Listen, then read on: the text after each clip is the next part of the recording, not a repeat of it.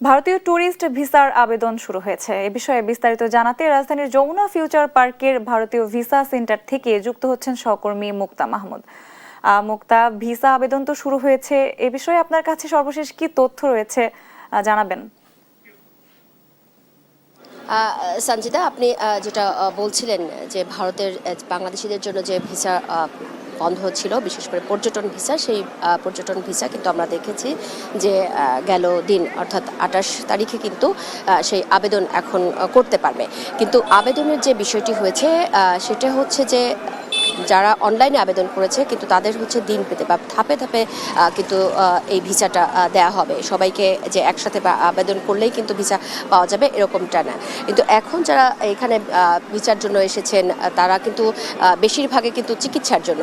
পর্যটন ভিসাটা বন্ধ থাকলেও আমরা জানি যে 2024-এর যে রাজনৈতিক পট পরিবর্তন হয়েছিল সেই পট পরিবর্তনের পর ভিসা বন্ধ, সব ধরনের ভিসা বন্ধ হলেও কিন্তু পর্যায়ক্রমে চিকিৎসা ভিসা জরুরির জন্য কিন্তু জরুরি প্রয়োজনে কিন্তু চিকিৎসা ভিসা কিছু অল্প অল্প বিষয় দেয়া হতো।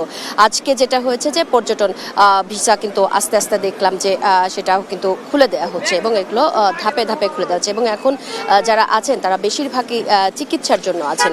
তারপর আমি এদের কাছে জানতে চাই, যেহেতু প্রয়োজনে নিজেদের প্রয়োজনে ভারতে যাচ্ছেন এবং এই যে পর্যটন ভিসা যে খুলে দেওয়া হলো এই বিষয়টাকে আসলে তারা কিভাবে দেখেন, এই বিষয়গুলো নিয়ে তাদের কাছে একটু জানতে চাইবো।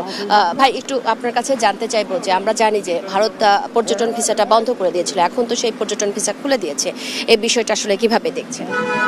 বিষয়টা ভালোভাবেই দেখছি, যেহেতু ভারতের ওপর আমরা অনেকটাই ডিপেন্ডেন্ট, যেহেতু আমাদের চিকিৎসার ওপরে একটা ট্যুরিস্টের ওপরে আমরা বড়োভাবে ডিপেন্ডেন্ট। আমি নিজেও ট্যুরিস্ট ভিসায় ট্রিটমেন্টের জন্য ট্যুরিস্ট ভিসা না, মানে আমি ট্রিটমেন্টের জন্য মেডিকেল ভিসার জন্য অ্যাপ্লিকেশন করেছি। তো আমি চাচ্ছি যাতে ভিসাটা যত দ্রুত পেয়ে যায়, যাতে হচ্ছে যে আমার যাওয়াটা স্মুথ হয় এবং ভালো একটা ট্রিটমেন্টের ব্যবস্থা করা।